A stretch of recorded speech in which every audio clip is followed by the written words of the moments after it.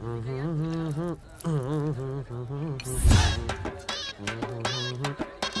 गोपी, यहाँ आवा।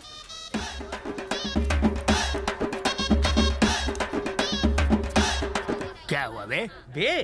पैसे मांगते वक्त तो बड़े आप करके बात कर रहा था, अब सीधे तू बे पे आ गया। साला मक्खी चूस। अरे बाप रे, इससे भी पैसा लिया था।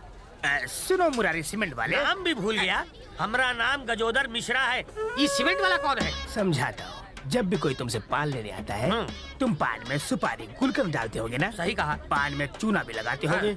चूना का इंग्लिश नाम बताओ तुम्हें। हाँ बताओ। White cement. White cement? ये तो बम्बूजा के लेवल का नाम लागत है। पेट में रखोगे तो एक बात बताऊं? मुहूर्त निकलवाऊं? लाली का खून कैसे हुआ पता है? बिल्कुल सफा चट। ये सब मेरे दिमाग का कमाल है। पर ये काम तो काली का था। उसने तो हुक्म दिया था। असली मेहनत तो मेरे हाथों की थी। लेकिन कैसे? मारने की भी प्लानिंग होती है, रिपोर्ट बनानी पड़ती है, वो कहाँ जाता है, कब लौट के आता है, फैमिली साथ रहती है या कहीं दूर। ये सब पता करने के बाद उसकी मौत का डेट, जगह, दिन और टाइम फिक्स करना पड़ता है। और ये सब मैं स्केच बना के करता हूँ। कई भैंसुआ पानी में। हम तो सुने थे कि बच्चे रंगों से स्केच बनाते हैं, पर ये तो खुद से बनावट है। पान वाले के लिए जरूरी है पान का पत्ता। हाँ। दर्जी के लिए सबसे जरूरी कैंची। सही कहा। और एक स्केच बनाने वाले के लिए ये पेन नहीं हाथ। चलो 500 रुपए दो। अरे 500 रुपए देने नहीं, 500 रुपए तेरी उधारी बनती है। क्या रे? हाँ। एड़ा समझता है? नहीं सर जी। तेरा स्केच बनाओ। सर जी।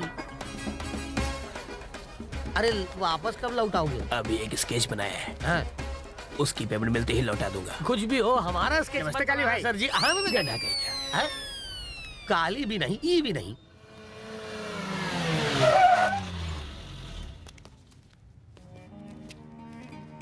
नमस्ते भाई। क्या हाल है हीरो? सब ठीक है भाई। हाँ। ए शिवा, आज यहाँ कैसे? तुमसे मिलने आया हूँ।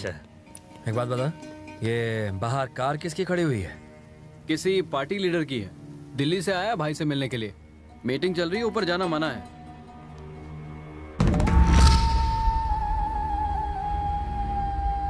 तो मैं ये कह रहा था काली भाई, मैंने सारे हाई कमांड को तो पटा लिया है, बस आपकी एक हाँ का इंतजार है। उसके बाद सारा मामला अपने आप मस्के की तरह निपट जाएगा।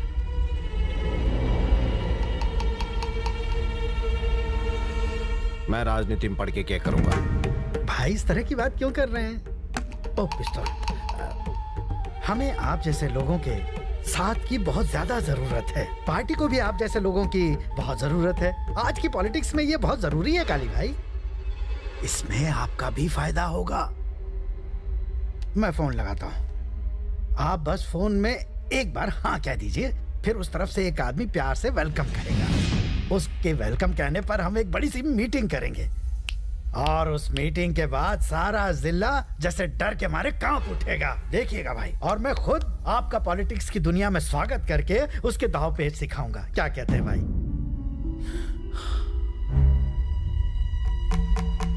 देखो रमन जी, कहिए। वो क्या है कि लोग मेरी ताकत की वजह से आते हैं। अब अगर मैं उनसे जाके कहूं कि तुम मेरी ताकत हो, तो फिर उनका सोचने का नजरिया ही बदल जाएगा। लोगों की मदद करने के लिए मैं हथियार भी उठा सकता हूं। सारे नेता चोर होते हैं, कोई भी देश की सेवा ना करता, इसलिए मन कोई शौक ना है नेता बनने का। अब जा यहां से। पर भाई मेरी बात तो सुनिए। निकल।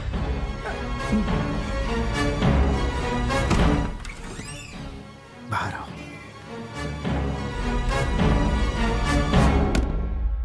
क्या रे सर? मेरी बेइज्जती करने के लिए यहाँ बुलाया था? अगर मेरी पार्टी को पता चला कि तुम्हारे भाई ने मना कर दिया है तो पार्टी में मेरी कोई भी इज्जत नहीं करेगा। रहने दो। एक बात अच्छी तरह जान लो, कितनी भी कोशिश कर लो, तुम्हारा भाई कभी भी पॉलिटिक्स में कदम नहीं रखने वाला।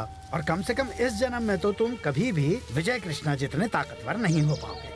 एक काम करो, यहाँ से कहीं और शिफ्ट हो जाओ। पर सर, एक बार भैया से फिर से बात करके देख लो ना। पागल हो क्या?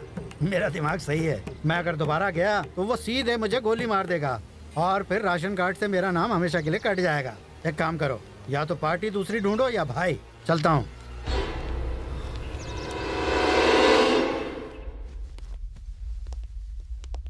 ऐसा बोला कि आप अंदर मीटिंग में हैं। वो फालतू की मीटिंग है। शिवा, क्या है ये? आप दोनों को मेरे भाई की शादी में आना है।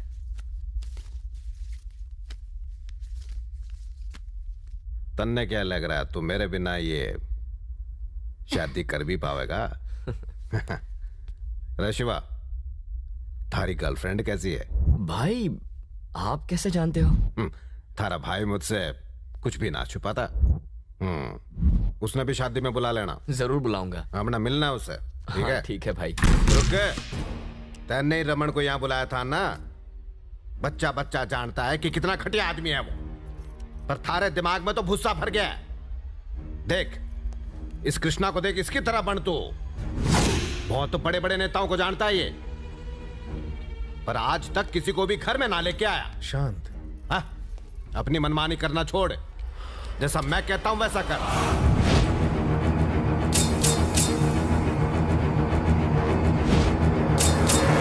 क्या? मैं उसे समझाऊंगा ना, शांत हो जाओ।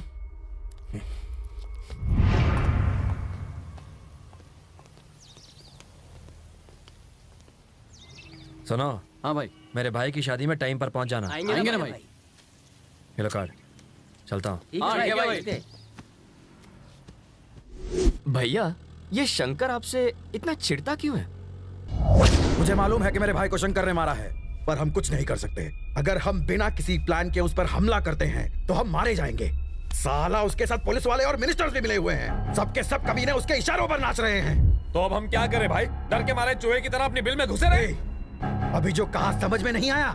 बदला लेने के लिए हमारा जिंदा रहना जरूरी है। लेकिन हम ज्यादा चुप कर। एक बात समझ लो, हमें सही मौके का इंतजार करना है, और जिस दिन वो मौका हाथ आ गया उन सब की मैं बस करो।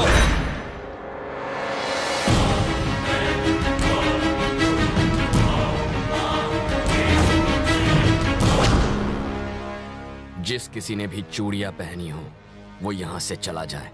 शिवा, तुम इस सबसे दूर रहोगे। चलो अंदर जाओ।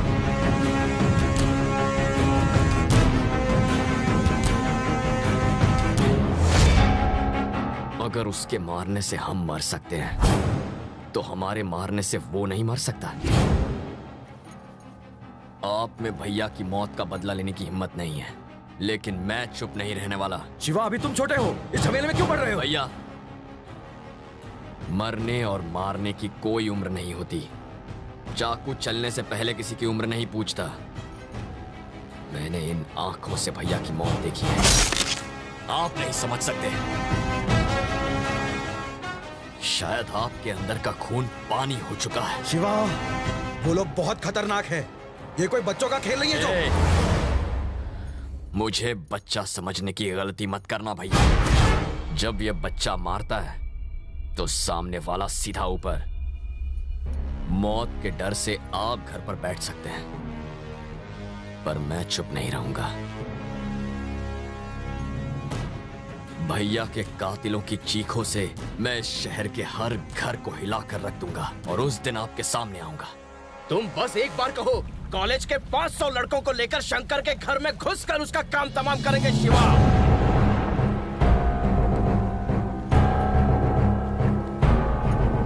उसे मारने से क्या फायदा होगा? बस एक और गुंडा खत्म हो जाएगा।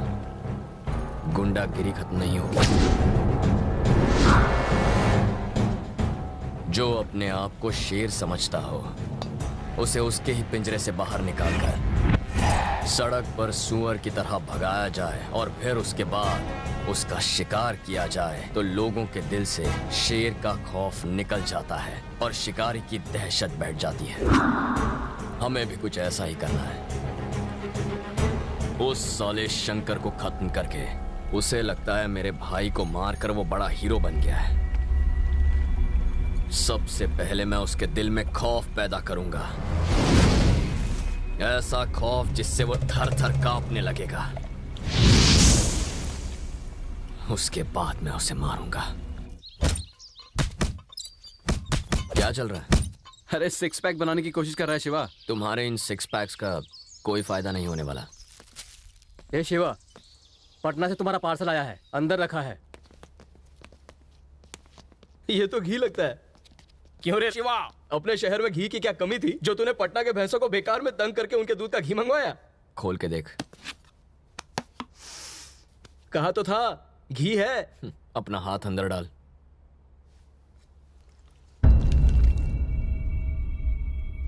ये किस लिए? क्योंकि अब हमें इसकी जरूरत पड़ेगी। लेकिन यहां भी तो मिलता है, फिर वहां से क्यों मंगवाया? ये तो देसी बंदूक है, सिंगल राउंड वाली। अगर हम भी इसी तरह खून करते रहेंगे तो हमें और शंकर में फर्क क्या रह जाएगा? पैसों के लिए किसी का खून करने वाले में और इंसाफ के लिए किसी का खून करने वाले में बहुत फर्क होता है। हम किसी और के नहीं, अपने दुश्मन को मारेंगे राजेश। शिवा, तेरी बड़ी भाभी आ रही है। ये अंदर रख दे।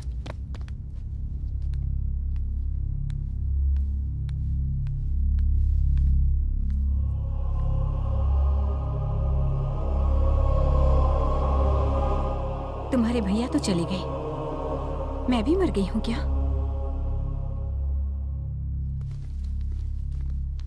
मुझे बताए बिना तुम घर से क्यों चले गए शिवा? वो क्या है ना भाभी, जय भैया और मेरी सोच नहीं मिलती और मैं नहीं चाहता कि आपको मेरी वजह से कोई परेशानी हो। लेकिन बात यह है कि मैं भैया की मौत पर हाथ धरे बैठ नहीं सकता। मुझे ये डर है कहीं तुम जल्दबाजी में कोई गलत फैसला ना ले बैठो। मेरी बात सुनो, तुम घर लौटो। मैं जल्दबाजी में कोई फैसला नहीं करता भाभी।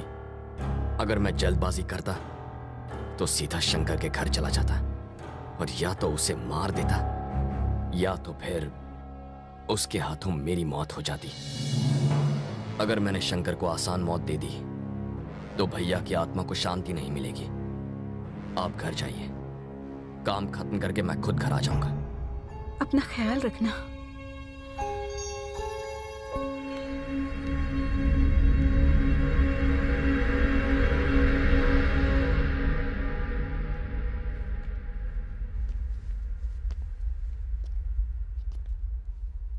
आओ जय कृष्णा, सब ठीक है ना? बहुत दिनों बाद दिखे तुम। हमें अकेले में कुछ बात करनी है। सॉरी जय कृष्णा, जब तुम्हारे भाई की मौत हुई तब मैं परदेश में था, इसीलिए अंतिम संस्कार में नहीं आ पाया। अब क्या करने आए हो? देखो, मैं तुम्हारे और शंकर के दोनों के परिवारों के बहुत करीब हूं। अब तक तो तुम अच्छी तरह समझ ही गए होंगे।